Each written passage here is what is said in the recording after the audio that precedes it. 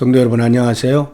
요즘 큐티 하시느라 마음에 분주함도 있고 또 부담도 있겠지만 또 영적으로 풍성한 은혜를 나누고 계시리라 생각이 듭니다.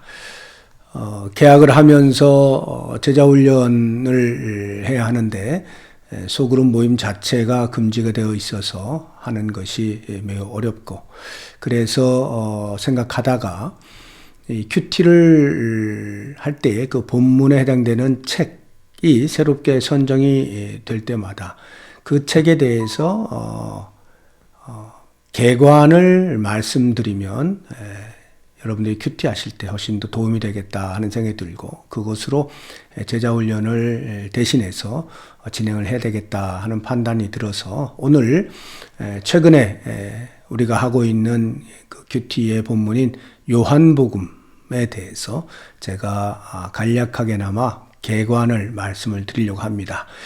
이 개관은 그 요한복음을 말씀을 묵상을 할 때 미리 알고 계시면 훨씬 더 깨달음이 빠르고 또 깊이 있게 묵상을 할 수 있는 장점이 있어서 꼭 이 개관에 대하여 시청을 해 주시기를 부탁을 드리고요.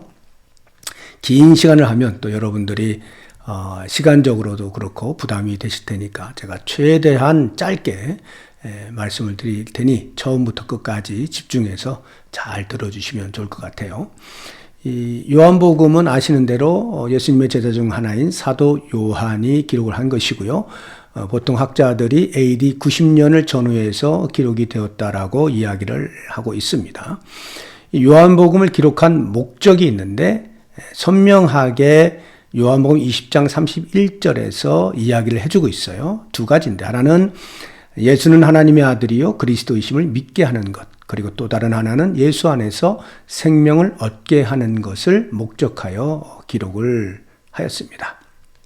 이게 무슨 말이냐 하면, 당시 상황적으로 유대교인들과 기독교인들 사이가 그리 썩 좋지가 않았죠. 특별히 AD 70년 로마 장군인 티투스가 예루살렘에 침략해 들어와서 예루살렘 성과 성전을 완전히 초토화시킨 그 사건을 기점으로 해서 유대교인들과 기독교인들 사이에서는 큰 갈등이 이제 심화가 됩니다. 로마 장군이 침략하러 들어오게 되어질 때 유대교인들은 예루살렘으로 모였어요. 항전을 하기 위해서죠. 그런데 기독교인들은 오히려 예루살렘을 떠납니다. 예수님이 예언하신 말씀을 따라서 피신하여 도망을 가는 거예요. 그러니까 자연스럽게 유대교인들은 기독교인들을 볼 때에 비겁한 사람들이 되는 것이죠. 도망친 사람들이고. 그런 비난과 함께 이제 증오감이 증폭이 되었던 것이죠. 당연히 유대인으로서 기독교로 개종한 사람들 또는 이방인 성도들은 큰 위기에 봉착하게 된 것입니다. 그래서 사도 요한이 그와 같은 상황들을 보면서 혹시라도 그들의 마음에 신앙의 흔들림이 있을까 염려가 되었던 것이죠. 그래서 예수의 하나님의 아들 되심을 계속해서 믿을 수 있도록, 그리고 오직 그 안에서만 생명을 얻을 수 있다는 확신에서 흔들리지 않게 하기 위해서 이 요한복음을 기록한 것입니다. 요한복음 자체를 우리가 공부하기 전에 먼저 공관복음서와의 차이점을 간략하게 알 필요가 있는데, 마태, 마가, 누가복음을 공관복음서라 하고, 요한복음은 비록 사복음서에 포함은 되어 있으나 앞선 그 공관복음서와는 조금 다릅니다. 어떤 면에서 다르냐 하면, 마태, 마가, 누가복음에서는 예수님을 기록할 때 인성에 많이 강조하여 기록을 했어요. 반면에 요한복음은 예수님의 신성적인 부분을 강조하여서 기록을 했다는 것이 큰 차이입니다. 그리고 무엇보다도 요한복음은 후대에 기록이 된 것이기 때문에 앞서 마태, 마가, 누가복음에서 기록되지 않은 것들을 주로 기록을 해 놓았다는 것이 특징입니다. 그래서 요한복음의 약 92% 정도가 공간복음서에서 볼 수 없는 내용들이라는 것. 이것이 큰 차이점이라 볼 수가 있겠습니다. 그러면 이제 지금부터 요한복음을 여러분들이 묵상하기 전에 사전에 좀 알아두면 좋을 만한 요한복음 전체에 대한 이해를 위해서 한 5가지 정도를 간략하게 말씀을 드리겠습니다. 제일 먼저 역사적 예수와 신적 그리스도와의 관계입니다. 당시 이단들이 있었는데 이단들의 특징은 예수님의 신성을 부인하는 거예요. 또는 인성을 부인하거나 둘 사이에 일치를 부인하는 것이 이단의 특성이었습니다. 그래서 에비온파는 예수는 하나님의 능력 있는 한 선지자에 불과하다. 이렇게 해서 예수님의 신성을 부인했고요. 또 케린투스파라고 있었는데 예수라고 하는 한 훌륭한 인간이 세례를 받을 때 하나님의 신성적 요소가 부여가 되었다. 이렇게 보는 거예요. 그리고는 예수님께서 십자가에 죽으시기 전날 밤에 그 신성적인 요소가 떠나갔다. 라고 가르치는 것입니다. 그래서 십자가에서 죽은 것은 인성 예수일 뿐이다. 이렇게 이야기를 하는데요. 이러한 에비온파나 케린투스파의 근간을 두고 초대교회 당시에 아주 급격하게 왕성한 그 활동력을 보였던 이단이 우리가 잘 알고 있는 영지주의입니다. 이런 영지주의의 영향이 시대를 흘러서 계속 가다가 종교개혁 이후에 현대로 넘어와서 소위 말하는 자유주의 신학이 발발하게 되었을 때에 독일의 신학자 중 한 사람이었던 불트만이 비신화화를 주장을 합니다. 그것은 성경 안에 있는 모든 신화적 요소를 배제해야 한다는 말입니다. 예를 들어 예수님이 물리를 걸으셨다. 이것은 신화적 요소이기 때문에 빼야 된다 하는 거예요. 그런데 이렇게 신화적 요소들을 하나씩 빼다 보면 남는 것이 하나도 없다는 것이 문제입니다. 그래서 마치 양파 껍데기를 밖에서부터 벗겨나가다 보면 아무것도 남지 않는 것과 같은 결과라는 것입니다. 이에 대하여서 요한복음은 역사적 예수와 신적 그리스도를 분리하지 않는다는 것입니다. 이것을 우리가 눈여겨볼 필요가 있는 거예요. 다시 말해서 예수라는 이름으로 역사 속에서 살았던 그분이 곧 성육신하신 하나님이시고 그 하나님이 우리를 구원하셨다. 이 이야기를 요한복음에 해주고 있는 거예요. 그래서 요한복음 1장 1절에 보게 되어지면 태초에 말씀이 계시니라 이 말씀이 하나님과 함께 계셨으니 이 말씀은 곧 하나님이시다. 이렇게 이야기를 하고는 1장 14절에 가면 말씀이 육신이 되어 우리 가운데 거하심에 이렇게 말씀을 하는 거예요. 그래서 신이신 하나님께서 육신의 몸을 입고 예수라는 이름으로 이 땅에 오셨다라고 이야기하는 것이 요한복음인 것입니다. 두 번째로 요한복음에서 우리가 눈여겨볼 것은 성자 예수의 자기 계시적 선언입니다. 그런 것이 총 7번이 나와요. 예를 들어서 나는 생명의 떡이다. 나는 세상의 빛이다. 나는 양의 문이다. 등등 이렇게 나는 뭐뭐다라고 표현하는 것이 7번 나오게 되는데요. 이러한 진술들은 예수님의 정체성 그리고 사역의 성격을 여러 각도에서 제시해주는 진술들인 것입니다. 이 나는 뭐뭐다라고 하는 것이 이제 헬라어로 에고에임인데요.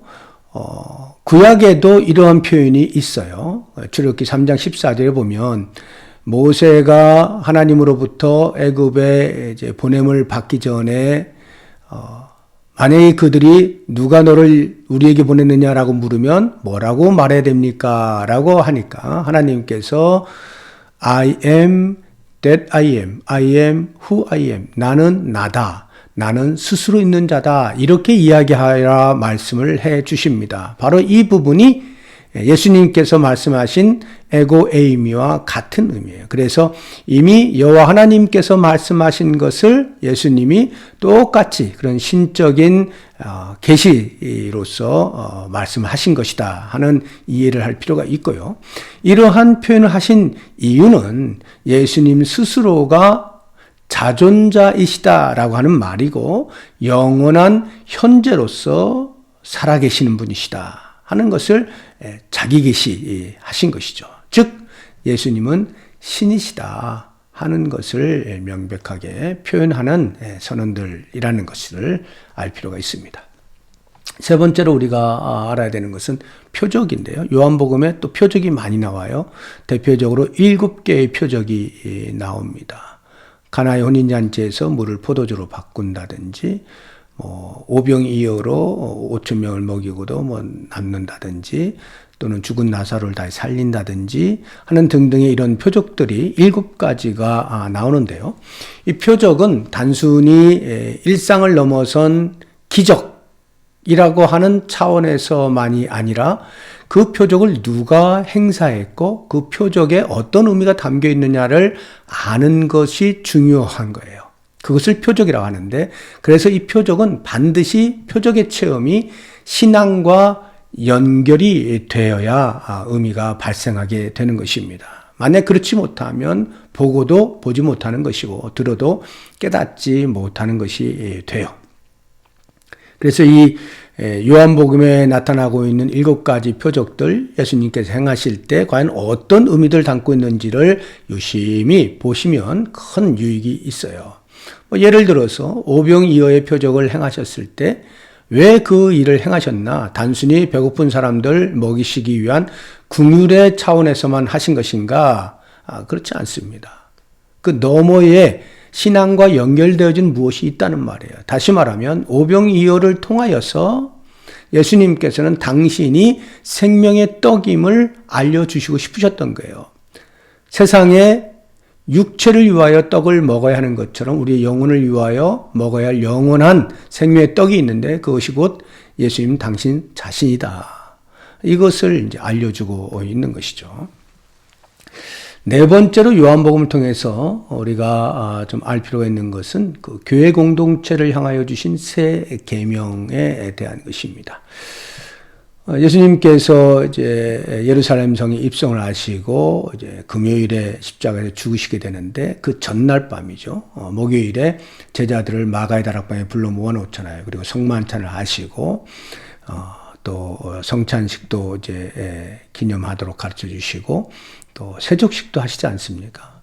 그래서 이제 제자들의 발을 다 씻기신 다음에 내가 너희를 사랑한 것 같이 너희도 서로 사랑하라. 이런 말씀을 주셔요. 이게 이제 새 계명인데 이것을 새 계명이라고 하는 데에는 전에는 없던 말씀을 하셨기 때문에 새 계명이 아니고 또는 새 시대에 내가 이제 말한다 하는 그런 시간적 개념에서의 새로운 계명이다. 이런 것도 아닙니다. 여기 새 계명이라고 말씀하신 거에는 앞에 말씀하신 부분, 즉 내가 너희를 사랑한 것 같이 이것이 있기 때문이에요.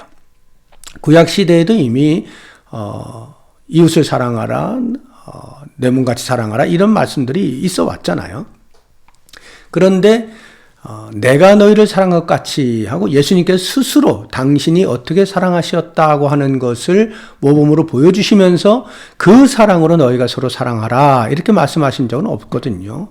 그런 면에서 새 계명인데요. 어떤 의미냐면 교회 공동체가 정말 교회 공동체냐 예수 공동체냐 하는 것을 입증하는 방법은 예수님께서 보여주셨던 그 사랑이 공동체 안에서 근간이 되어져서 피차 사랑하는 행위가 있을 때 입증이 된다 이 말이에요. 교회라고 하는 이름을 가졌고 예수 공동체로 모여 있는데 그러한 사랑이 도무지 발견되지 아니하면 그것은 허울만 예수 공동체에 불과한 것이다. 그런 면에서 우리에게 주어진 이 새 계명은 반드시 우리가 입증해 내야 하는 중요한 계명이라고 하는 것을 꼭 알 필요가 있고요. 마지막으로 한 가지 더 요한복음에서 우리가 꼭 보아야 하는 것은 성도와 세상의 관계입니다. 성도와 세상의 관계를 요한복음에서는 두 가지 상반된 대조적인 내용으로 그 관계를 설명을 해주고 있는데, 하나는 예수 그리스도와 예수를 따르는 제자들에 대하여 대적하는 세력으로서 세상을 이야기하고 있고, 또 다른 하나는 구원받아야 할 대상으로서 예수님도 이 땅에 오셨고 우리도 이 땅으로 보냄을 받은 구원받을 대상으로서의 장소적 개념의 세상, 이렇게 두 가지 대조되는 개념의 말씀을 해주고 있어요. 그 말의 의미는 우리가 예수님의 제자로 살면서 이 세상에 대하여 생각을 가질 때, 한편으로는 우리가 비록 세상에 있으나 세상에 속한 자로 살면 안 된다는 것, 세상에 동화되어져서는 안 된다는 것, 세상에 악한 것들이 있을 땐 그것을 지적할 줄 알아야 되고 책망할 줄 알아야 되는 것, 구별하여 살 수 있어야 된다 하는 한 면과, 또 다른 한 면은 그래서 그 세상을 등지는 것이 아니라, 산속으로 들어가는 것이 아니라 오히려 세상 더 깊은 곳으로 들어가서 그리스도의 사랑을 전하고 그리스도의 구원의 소식을 알려주고 그들을 그 죄악된 곳에서부터 나오게 할 수 있어야 한다. 이 두 가지를 같이 생각을 하고 창조적 긴장감을 가지고 균형 있는 신앙생활을 해야 하는 것이 성도라고 하는 것을 요한복음이 알려주고 있는 것입니다. 제가 요한복음 전체를 한 5가지 정도로 이렇게 꼭 우리가 알아야 되는 중요한 요소들을 굵직굵직하게 말씀을 드렸는데, 이런 것들을 염두에 두시고 구체적으로 큐티를 해 나가시다 보면 이것이 그런 배경에서 나온 말씀이구나 하는 것을 이해를 하실 수가 있게 될 거예요. 그러면서 보다 더 유익하고 깊이 있는 요한복음 묵상이 될 수 있기를 주의 이름으로 축복합니다.